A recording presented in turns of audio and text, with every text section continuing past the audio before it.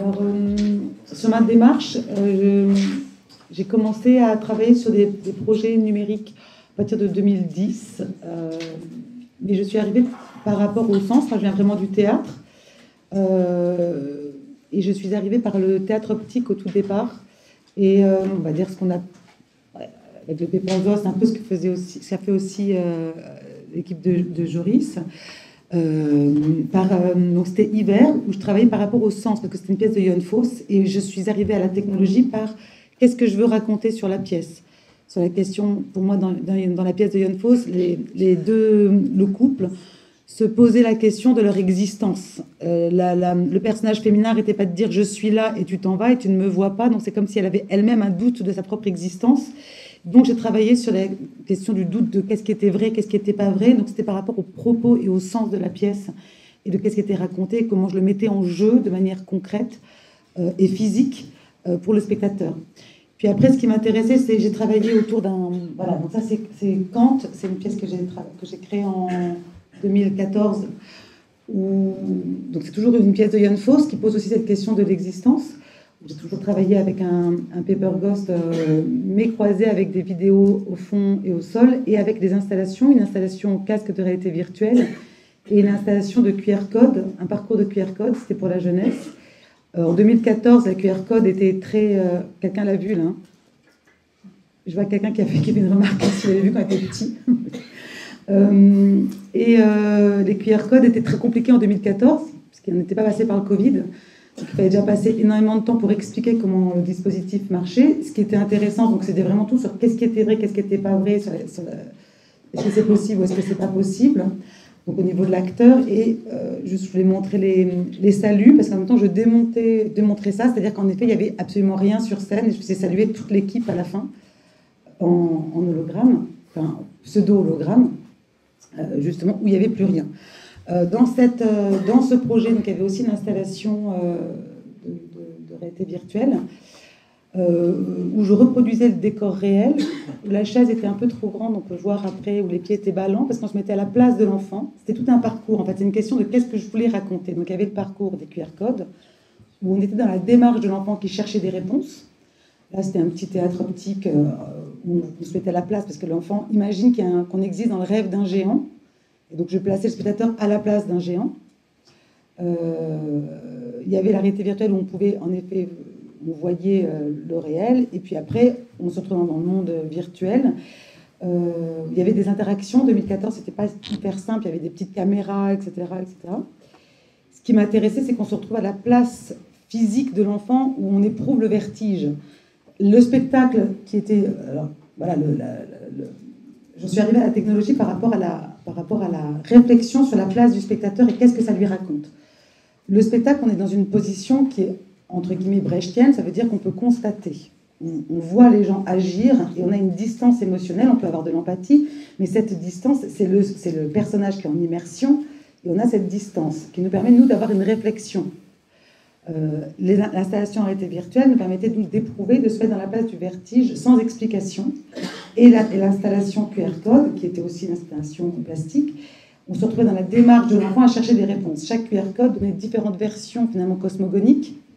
La QR code ressemble aussi à un labyrinthe. Le labyrinthe est le symbole du fini, de l'infini dans le fini. Ça, c'est le petit théâtre optique où on se retrouve à la place du géant qui regarde l'enfant.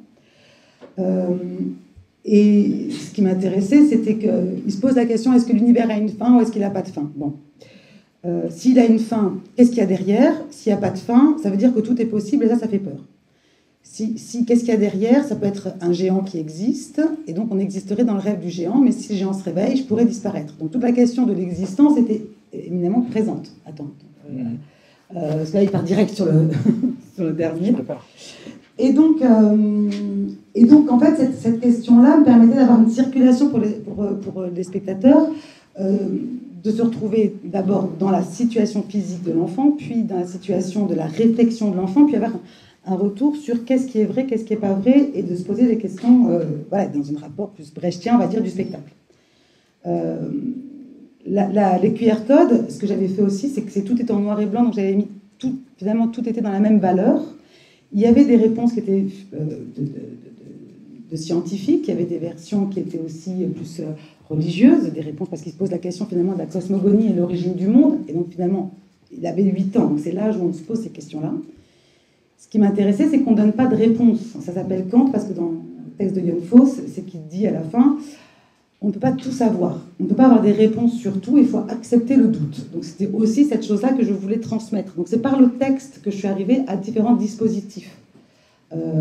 Et les QR codes étaient toutes les solutions que je proposais étaient au même niveau. Il y avait aussi l'âge de classe, il y avait plein de réponses, des réponses d'enfants. Et c'était vraiment toute une question de mettre en valeur que le doute est une structure, est une valeur pédagogique, en fait. Voilà, de ne pas donner de réponse. Donc ça c'était en 2013-2014, qui a été quelque chose d'assez complexe à mettre en place, à la fois sur le plan technique et en même temps sur le rapport de la diffusion et de la compréhension sur les structures, un dispositif technique, comment on circule, comment les spectateurs circulent, comment on passe de l'un à l'autre. Donc ça, c'est des questions qui m'ont beaucoup interrogée et finalement de trouver le modèle économique de ce genre de forme pour qu'on puisse traverser cette expérience qui était aussi avec une valeur pédagogique, c'est-à-dire que c'était aussi ça qui était important, c'est comment l'espace du hall d'un théâtre a vocation d'être à la fois artistique et un lieu de passage. Puis après, je suis partie donc sur une autre création, qui était donc la création qui va se jouer là, qui va d'ailleurs se jouer au TNG en mars, qui est To Like or Not et Crary or Not, qui là est un spectacle... Avant, je voudrais parler d'un autre truc que j'ai fait, ouais, parce que c'est quand même assez intéressant, c'est que pendant le Covid, ça fait référence à ce que disait Franck, c'est que j'ai travaillé sur un théâtre en réseau. J'avais créé une sorte de plateforme collaborative théâtrale avec des personnages où on pouvait... tiens, peut-être que tu peux y aller, c'est sur théâtre participatif en réseau. Et en fait, c'était quelque chose où on avait fait une sorte de banque de textes issus de toute la littérature théâtrale autour de la question de l'enfermement. Donc il y avait pas mal de Tchekhov, j'avoue.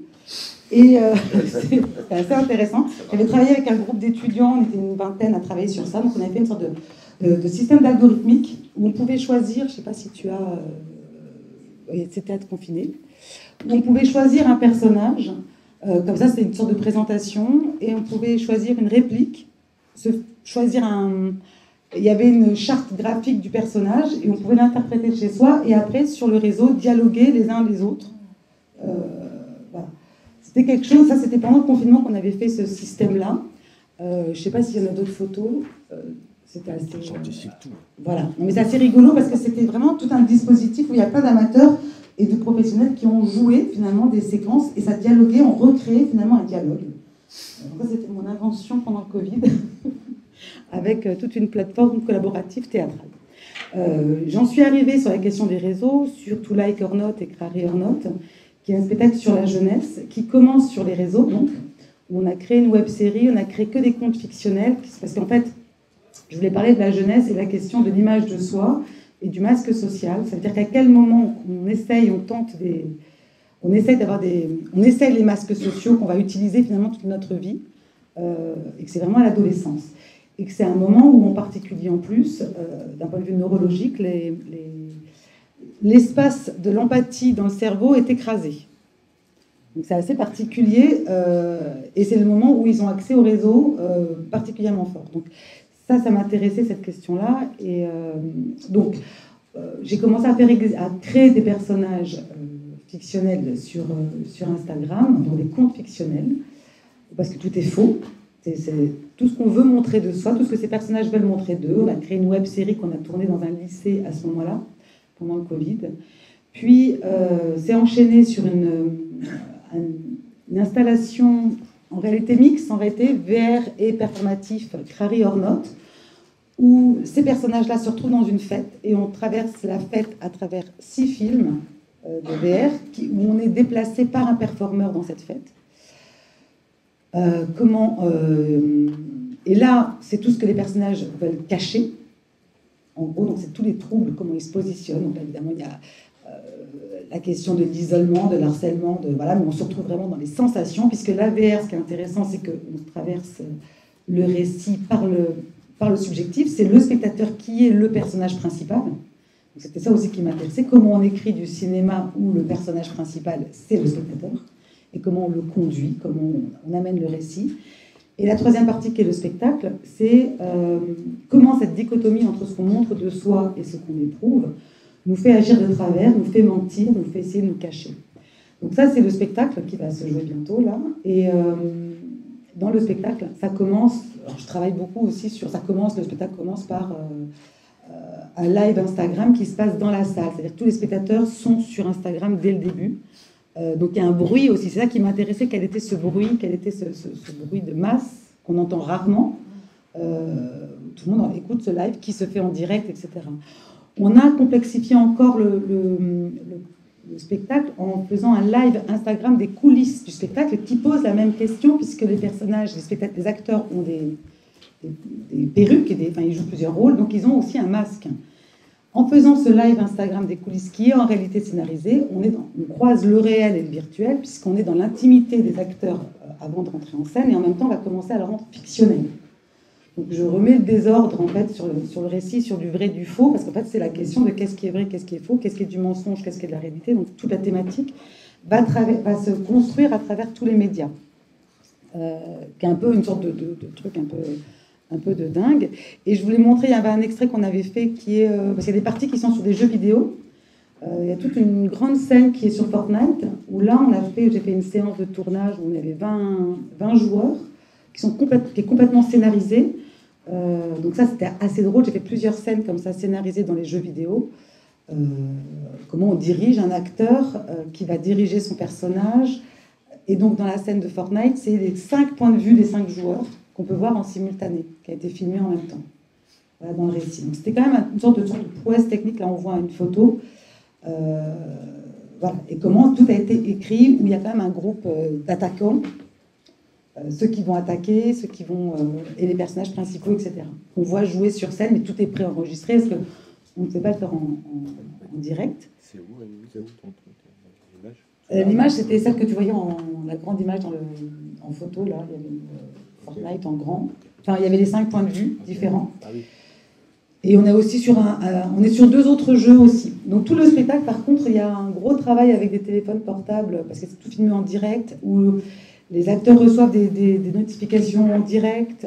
Même il y a des spectateurs complices qui reçoivent des notifications en direct pour travailler sur le bruit dans la salle, sur le bashing. Enfin, il y a tout un dispositif. Voilà, ça c'est Fortnite.